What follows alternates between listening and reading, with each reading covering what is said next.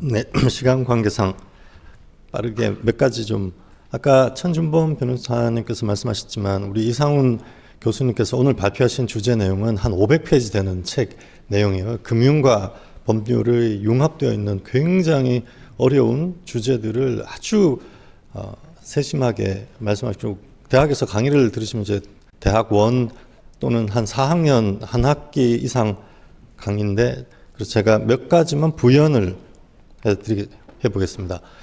기본적으로 주식 투자가 계약이라는 생각이 너무 없어요. 한국에는. 한국 특히 우리나라 법원이 주식 투자라는 거는 주주는 자본을 신탁하고 회사에게 맡기고 자본은 그래서 위험 부담을 하고 회사는 그 자본을 잘 운용 사업을 해서 주주에게 주주 환원을 하는, 예를 들어서 집주인이 집을 빌려주고 월세를 놓고 세입자가 그걸 사용해서 나중에 월세를 그 대가로 월세를 내는 그런 구조가 똑같습니다. 본질적으로 똑같아요.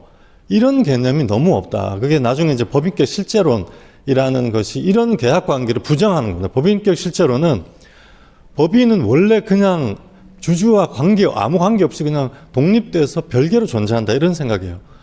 그래서 주식 투자라는 것이 결국은 집주인과 월세의 관계가 거버넌스가 역사적으로 발전하면서 처음에는 집주인과 세입자 됐다가 집주인과 공인중개사가 끼고 나중에는 자산 운용사가 끼었다가 나중엔 리츠가 되는, 이게 주식회사거든요. 리츠는 주식회사거든요. 이렇게 발전해 나간 과정을 그대로 밟아서 리츠가 되면은 이 회사가 아파트를 맡긴 이 아파트가 회사 소유가 됩니다. 회사 소유.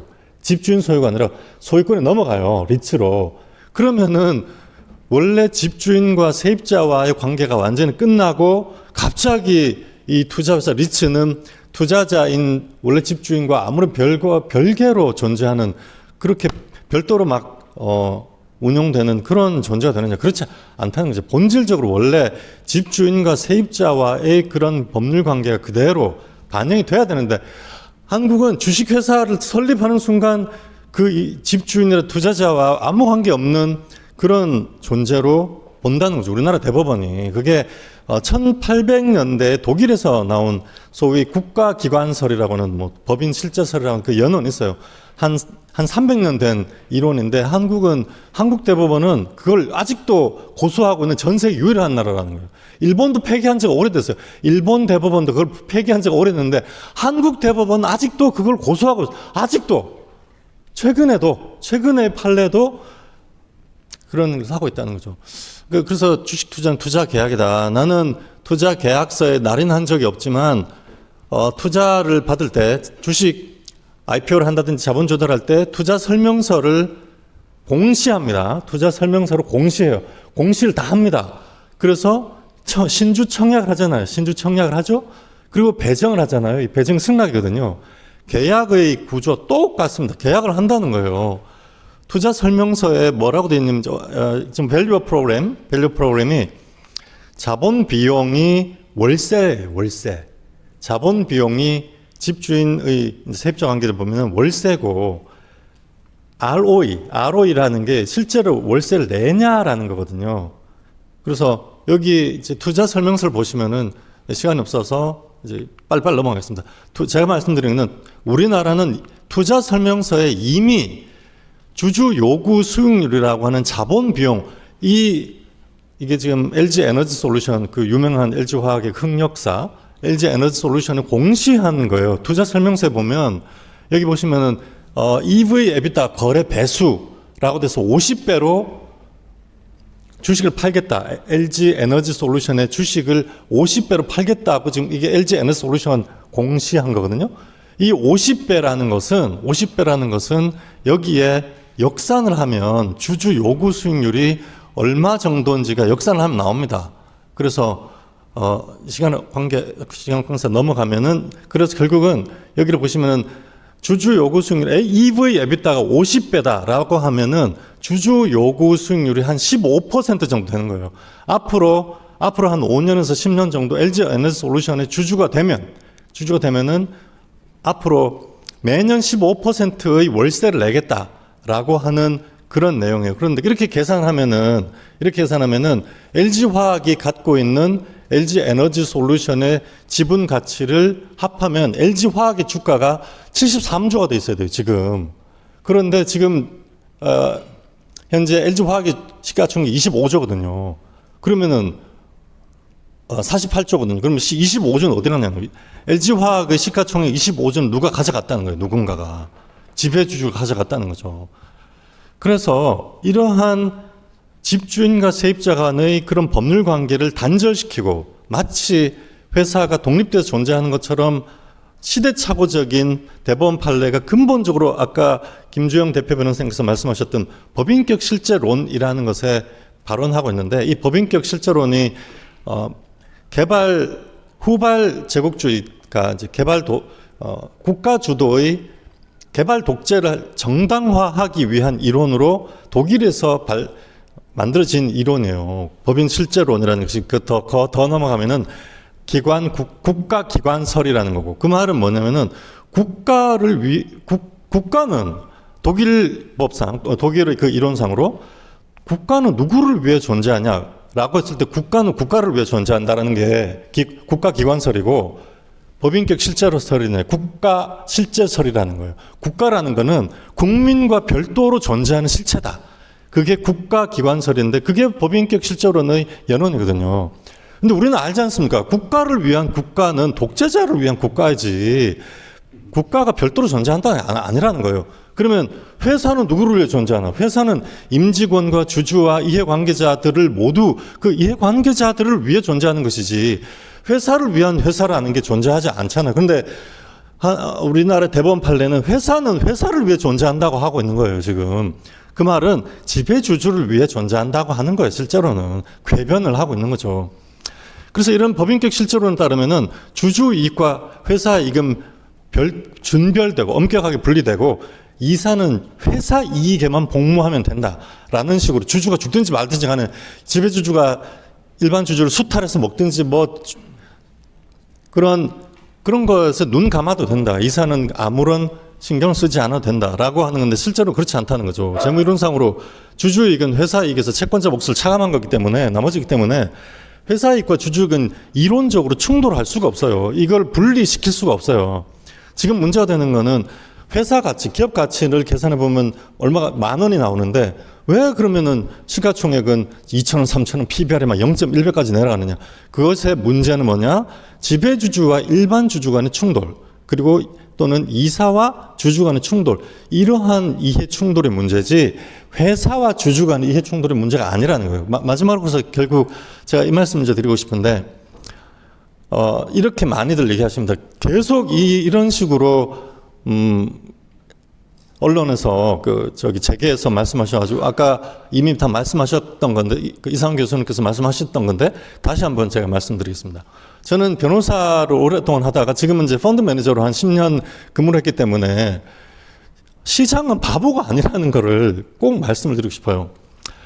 그래서 회사 이익과 주주 이익이 충돌하는 건 아니다. 재무 이론상으로 불가능하다.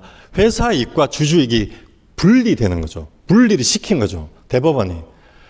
자, 성장을 위한 투자를 하면은 장기 주주는 유리하지만 단기 주주는 불리하다. 그래서 이 주주 충실 의무를 상법에 도입하면은 투기적인 단기 주주에게 유리해질 뿐이다라는 이제 마타도를 하시는 거 말도 안 되는 소리를 하는 거죠. 올바른 성장 투자면 즉 자본 비용보다 ROE가 높은 투자를 잘 하면 단기적으로도 주가가 오릅니다. 단기 주주도 유리해지고 장기 주주도 그리고 그냥 단기 주주, 장기 주주 다 좋아지는 거예요, 그냥. 예를 들어서 2022년도에 2차 전지 증설 공시하면 주가가 폭등했어요. 캐펙스를 해가지고 뭐 적자를 내면서 1년 몇 천억씩, 몇 조씩 투자를 하겠다는 공시를 했는데 주가가 상한가 가고. 말이 됩니까? 그러면 성장을 위한 투자인데 왜 주가가 급락을 해야지? 왜 단기 주주를 저으라고 왜 주가가 올라요? 말이 안 되는 소리예요. 시장은 바보가 아니에요. 그 투자가 자본 비용을 훨씬 넘어서는 ROE를 창출할 수 있느냐, 그것을 예측할 수 있느냐, 그러면 주가가 올라요. 단기적으로도 오르고, 그게 아니면 단기적으로 주가가 내리는 거죠. 또 거꾸로 배당 성향을 올리면 단기 주주가 유리해지고 장기 주주는 불리해진다. 이런 얘기 하시는 거예요. 그래서 저희가 주주 환원율이 너무 낮으면은 주주 환원율을 올려, 적정한 수준까지 올려라. 라고 하는 주장을 하는 경우가 있는데 그 경우는 자본 비용보다 ROE가 극도로 낮은 경우예요. 예를 들어 비용 없는 자산이 막 어마어마하게 쌓여 있고 시가총액보다 현금이 더 많고 그래서 자본 비용보다 ROE가 훨씬 낮은 경우. 그런데 어떤 자본 비용을 넘어서는 ROE를 창출할 수 있는 성장 동력이 잘 안 보이는 경우, 그런 경우는 일단 배당 성향을 올려라라고 이야기하는 건데 이게 단기 주주에게 유리하고 장기 주주는 불리한 거냐? 아니라는 거죠. 장기 투자를 하려면 배당을 충분히 받아야 돼요. 장기 주주는 무슨 주식 뜯어먹고 삽니까? 배당을 줘야지 5년씩 10년씩 버틸 거 아니에요. 내가 지금 이거밖에 노후에 주식밖에 없는데 나는 장기 투자를 하고 싶어요. 그런데 배당을 안 해. 그러면은 결국 주식 팔아야 되잖아요. 근데 주가는 올랐다 내렸다 하기 때문에 손실이 난 때도 내가 생활비를 벌기 위해서 손실을 각오하고 팔아야 돼. 배당을 안 하면. 배당을 해야지 장기 투자가 가능하다. 첫 번째. 두 번째. 자본 비용이 ROE보다 높은 경우에는 성장 투자를 하면 장기적으로 주가가 폭락합니다. 이런 경우는 배당을 해야지 주가가 장기적으로도 주가가 오르지. 거꾸로 그러니까 제대로 된 성장 투자가 아닌 경우, 예를 들어서 이마트가 갑자기 우리도 로켓 배송하겠다고 1년에 2천억씩 투자하겠다고 앞으로 5년 동안 투자하겠다 그러면 이마트가 지금 PBR이 0.1배거든요. 그러면은 장기적인 성장 투자를 하니까 지금부터 주가가 오를까요? 주가가 내릴까요? 폭락하겠죠. 말도 안 되는 소리라고 할 거 아닙니까? 뭐 어떻게 대한통운도 지금 쿠팡에 로켓 배송 못 이겨가지고 지금 포기하고 있는 상태인데 무슨 이마트가 이런 주장은 시장이 바보다라는 소리예요. 시장의 펀드 매니저들이 저는 변호사다가 뭐 약간 늦게 들어갔지만 시장의 펀드 매니저들 절대 바보 아닙니다. 다 좋은 대학 나와가지고 10년 이상 입에 단내 나게 매일 기업 분석해 가면서 누가 제대로 성장하는지 이게 맞는지 예측 가능한지를 매일 분석하고 틀리면은 대표하고 CIO한테 맨날 혼나고 이렇게 하면서 훈련 받은 사람들이 기업의 경영진이 내놓은 공시를 보고 판단한다면 이거 주가를 올려야 되나 내려야 되나. 시장은 절대 바보가 아닙니다. 이런 식으로 단기 주주와 장기 주주를 대립시키는 이런 말씀들은 시장이 바보다라고 하는 얘기고요. 자, 그래서 관심 많이 가져주시고 아까 계속 말씀드렸다시피 근본적으로 이 말씀만 드리고 싶습니다. 민주주의와 법치주의라는 게 있어요.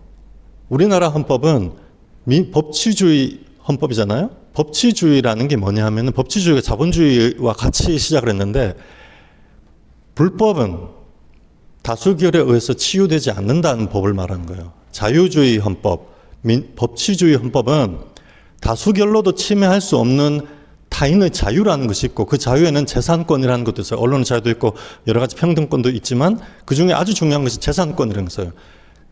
재산권은 다수결로도 침해할 수 없다는 것이 자유주의, 법치주의 헌법을 말하는 거예요. 그런데 중국 같은 경우는 공산당은 다수의 인민의 대리인이기 때문에 법원이 공산당의 정책은 법원의 심사 대상이 아닙니다. 중국 헌법상으로 중국은 공산주의 국가이기 때문에 공산당의 정책 결정은 사법심사의 대상이 아니에요. 법치주의, 자유주의 헌법에서는 어떠한 그 나라의 어떠한 행위도 모두 사법심사의 대상이 법치주의 대상이고 그 이유는 인간에게는 다수결에 의해서 침해될 수 없는 어떠한 영역이 있다고 보는 거예요. 그것이 법치주의와 자유주의 헌법의 근본적인 이념입니다. 그런데 한국의 지금 대법원의 태도는 다수결에 의하면은 그래서 다수결을 사실 일반 주주가 훨씬 더 높은 지분율을 갖고 있음에도 불구하고 이사회와 주주총회를 무력화시켜서 다수결을 조작하면은 어떠한 재산권을 침해도 다 통과된다라고 돼 있어요. 이론적으로 구조적으로 우리나라 대법원 판례가 그런 나라가 법치주의 국가가 될 수 있겠냐고요. 저는 대법원 판례가 반드시 바뀌고 법인격 실제론이 근본적으로 폐기돼야 된다 이렇게 말씀드리고 싶습니다.